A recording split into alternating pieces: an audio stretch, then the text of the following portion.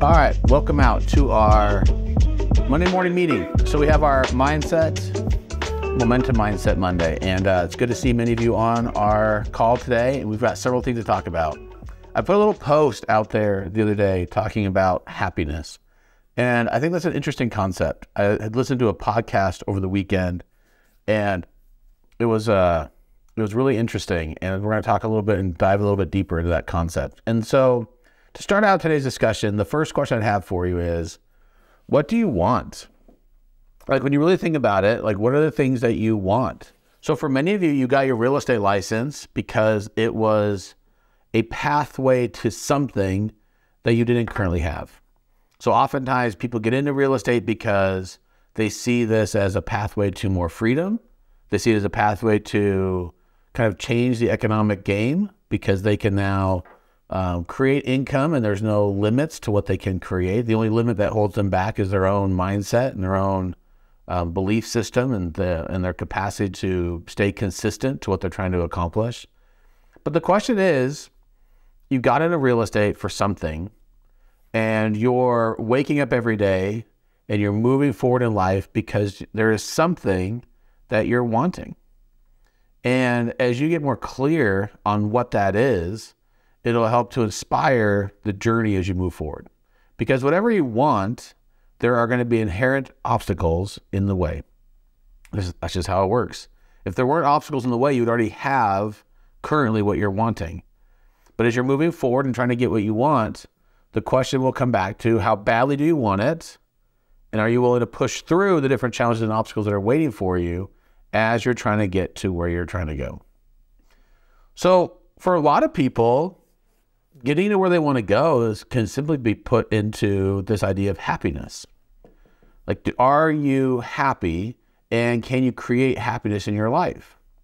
And it's a simple concept, really, when you think about it. I mean, there are people of all walks of life and all over the world that are in various degrees of happiness at any given day or at any given hour. And the question is, like, what is it that inspires happiness, and what is it that creates happiness? Because if we have a better idea of what that is, then we have a better option, or at least a better pathway to be able to obtain more happiness in our own lives. So the question that comes back to is, what is it that inspires and creates happiness? So there's a really interesting study, and if you want to Google this, there was a Harvard study done of adult development that began in 1938. At the time, they took about 738 teenagers. At the time, they took this group of people, and they wanted to study their lives to find out where was happiness and how was it created in their lives. And really, it was it's a pretty interesting study because it's gone on for over 80 years now. This program has moved on to 4 different directors. You have people who have gone through this program for decades and decades and decades. And what they did is they took groups of people, and they looked at, some of them were just, they took a small group that were Harvard students, and some of them were coming from affluent backgrounds. Then they went to some of the poorer parts of Boston and that area, and they looked at people who were coming from harder walks of life, and they were coming from different backgrounds, and maybe that looked like the odds were stacked against them. They wanted to study these individuals over the course of their lives to be able to find out, how did they experience happiness. Now, this whole study it's interesting. I mean, there are numerous podcasts that are dedicated to this study. There's even a TEDx talk, if you look it up. There's a TEDx talk on happiness, which one of the program directors, the most recent program director, is actually talking about the findings that they had from this study. But what's interesting about this study is that it's gone on for such a long period of time that now it's gotten to the point where many of these individuals, that there are still some that are still alive to this day.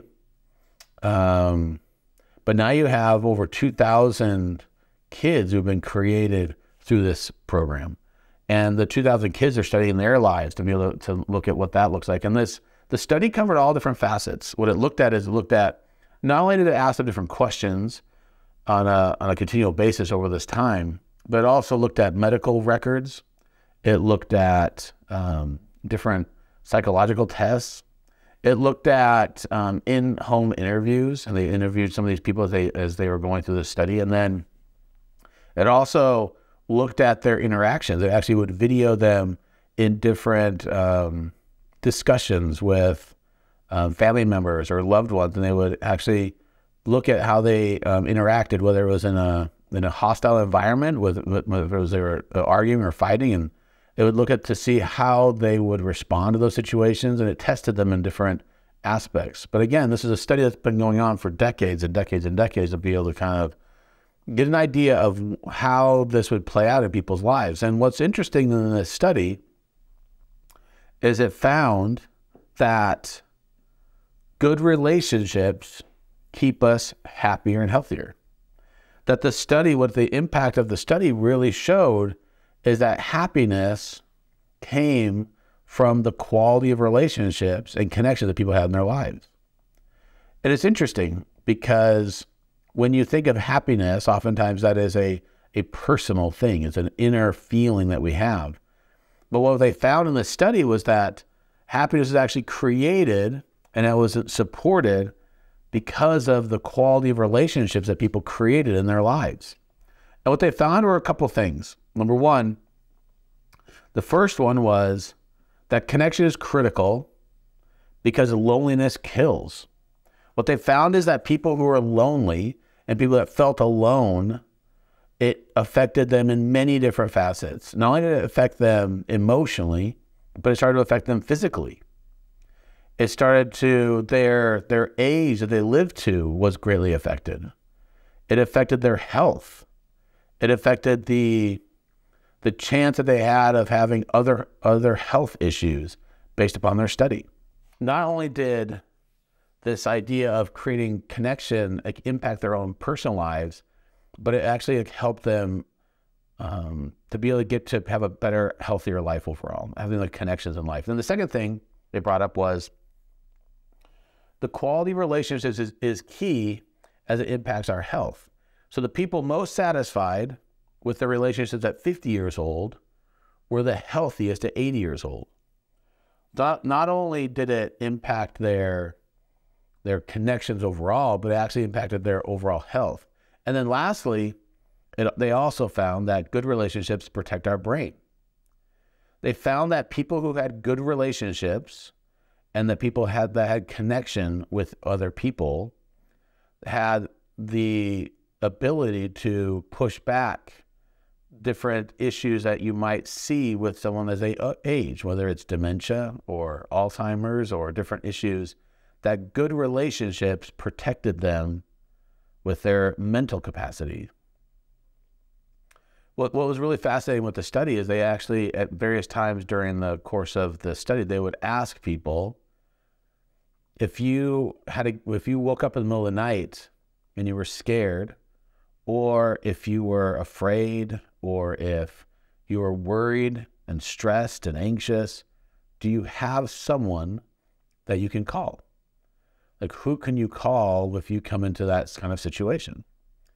And it was interesting to see the people who had people that they could count on, people that they could reach out to, were the ones who typically had a healthier, happier life.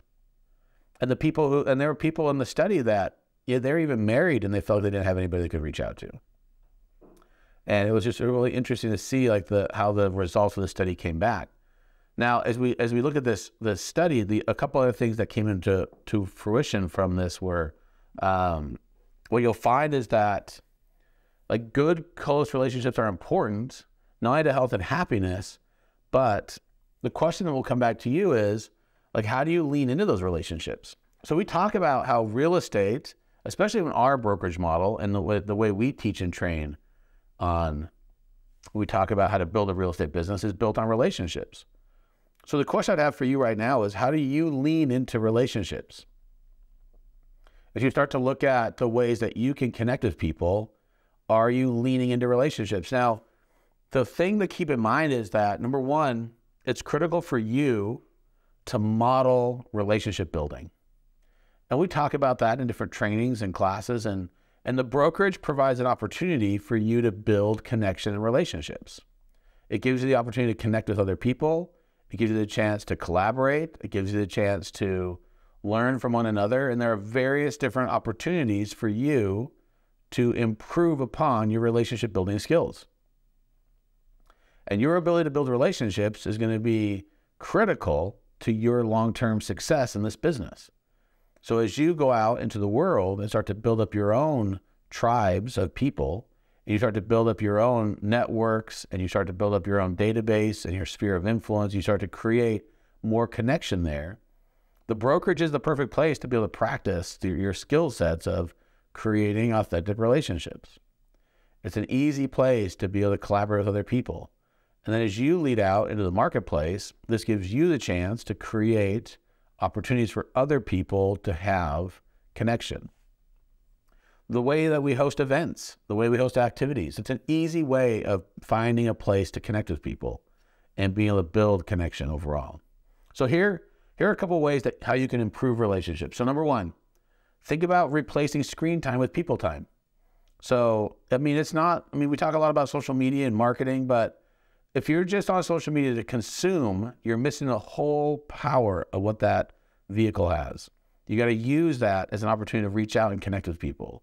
It's an easy way of finding out what's going on in someone's life so that you can now engage with them and have an impactful conversation of something that is important to them. Secondly, building tribes. When you look at like all the different people that are out there, like how can you build connection and long-term relationships with people that are in your world? Third, reaching out. Are you doing things to reach out, to connect with people?